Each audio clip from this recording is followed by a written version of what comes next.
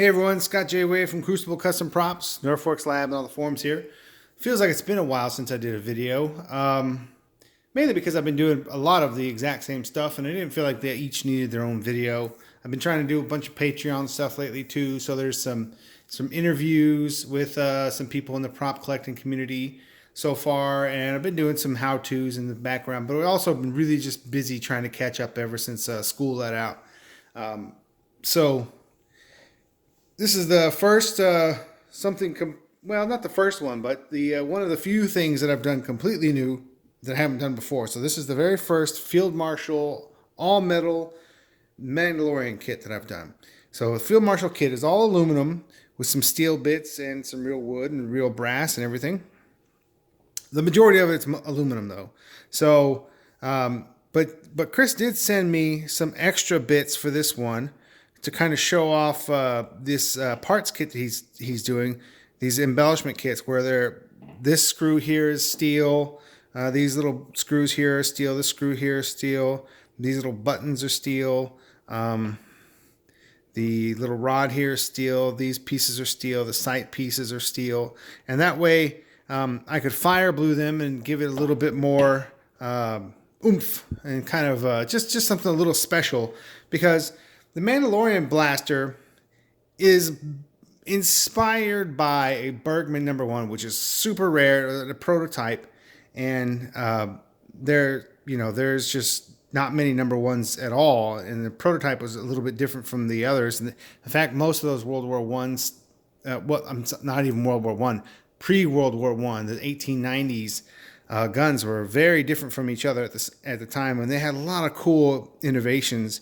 back then. So there's a lot of really neat guns coming around from around that time for autoloaders. And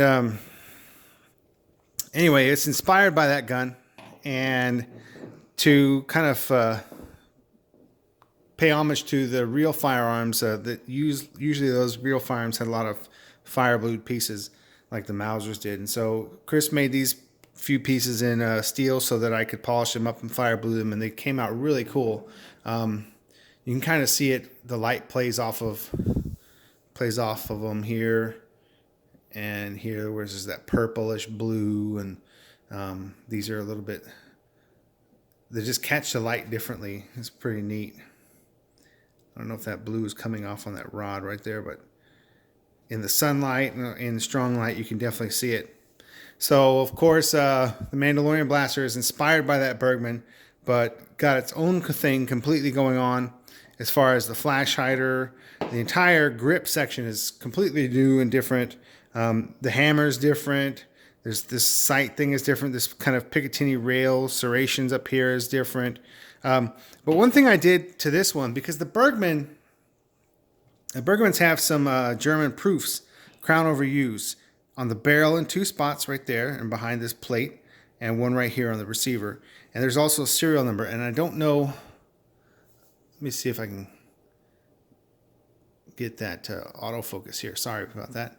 So the proofs are here, here, and there's one right under there where this plate is not supposed to be on the real Bergman, but I put the proof where it really goes. And I don't know if this is really coming off. Let me see if I can flip this. There's a serial right there as well, and I made it 77 for the birth of Star Wars. But yeah, so this is a really cool metal kit with wood grips. Now, something cool about these grips is they're not held in. There's no screws holding them in. The only thing holding them in is this bottom plate. There's a screw holding this bottom plate in, and they have a keyway cut into the top of them, so they kind of stick up in there, and this just sandwiches, and they're tight. They're not going anywhere. So that's really cool how that's done. The brass trigger is really cool. All this works. So, well, not all this. The whole trigger group works. So there's no knurl on the back of this hammer, but you can pull it back and fire it. There's a really cool leaf spring under here, and a couple of little levers and stuff that work the action. Very, very cool. So you have a cool working trigger. I mean, this is a cool kit. I mean, I'm really impressed with it, and I love the show. So it's only new Star Wars stuff other than Rogue One that I really care about. So to me, this is awesome. Now, this brass safety in the show, you see it both ways. You see it flip this way, and you see it flip this way. And some of the hero images had it flip this way, so this is the way I put it. The cleaning rod also seen on the hero prop, but this part, the little whatever this part of the cleaning rod is bent in some of the shots. Well, we're gonna keep it nice here, but anyway, so this cleaning rod is a detail that's part of it. This whole sight is completely unique to the prop, and of course the flash hider is unique to the prop as well. So it's pretty cool. I think in this light you can kind of see the dirt and grime that's going on here.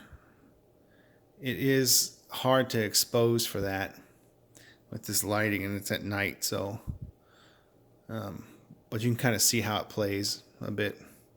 Let's see if I can get to brighten this up just a bit.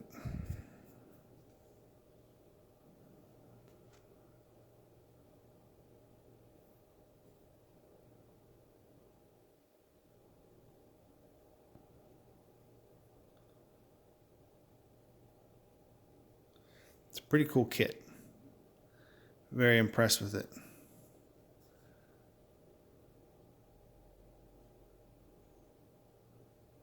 And I did use one of the hero images to get all this weathering. There's really not much. There wasn't much on the hero images. I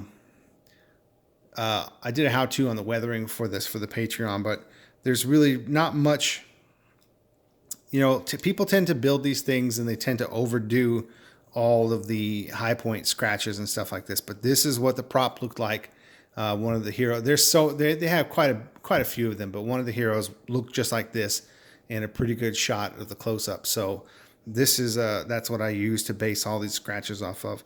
The rest of it are just highlights that you see, you know, see, that's just a highlight. That's not any scratches right here. That's just a highlight from the light hitting it. The rest of it is pretty intact.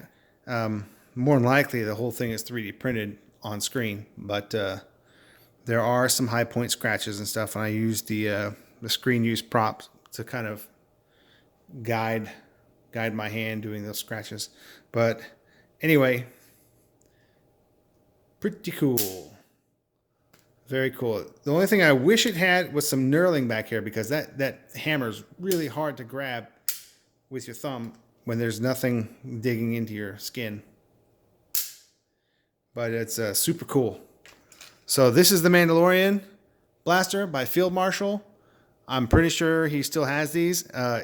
It's a fantastically made kit. In fact, I didn't have to clean up very much at all. I did blend some of the milling lines and stuff like that, but most of it was exceptionally well done. So, I mean, just a really brilliant kit and one of my new favorite props. Very, very cool. So, thanks for watching.